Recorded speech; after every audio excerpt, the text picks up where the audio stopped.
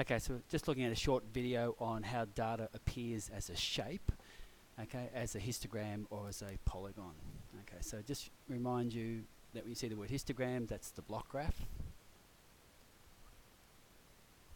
and the polygon is the line graph. Okay, just remember those things from previous.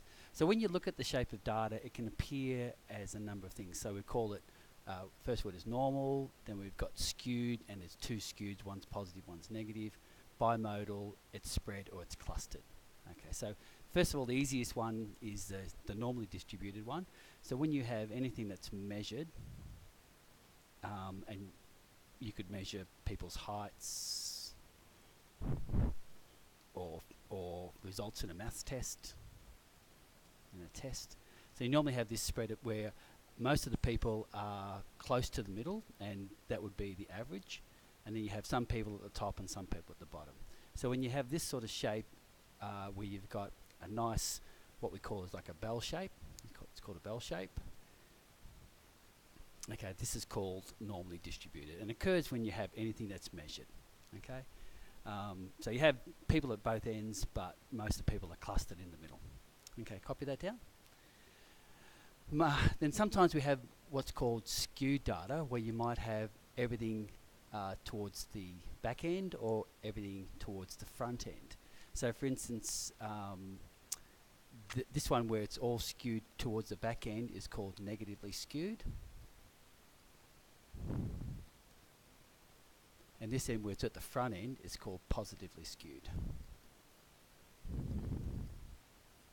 Okay, some examples of where this might occur, like for instance, this might be the number of pets that you have. Okay, well you've got, most people might have 0, 1 or 2, and then you have a very small number have a big number.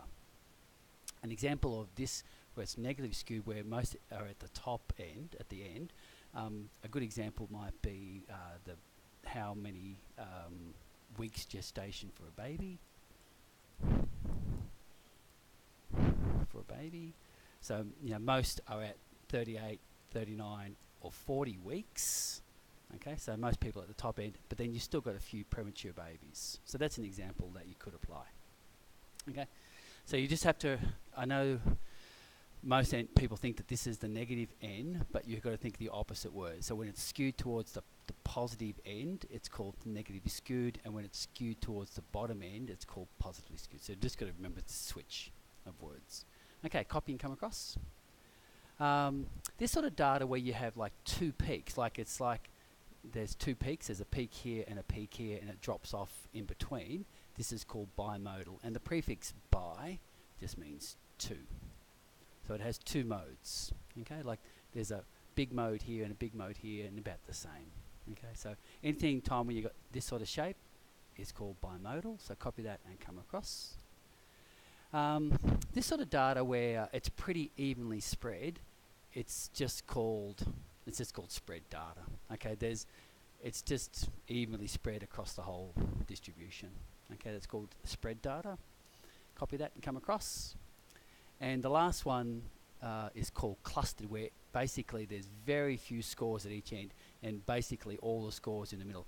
So if you were going to look like a bell, it'd look like this sort of bell. Okay, so a normal bell would be that.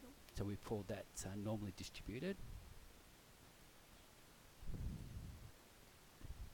So this sort of has a bell shape, but it's very much skewed. All the data is towards the middle, and that's called clustered. So you've got it all in one area.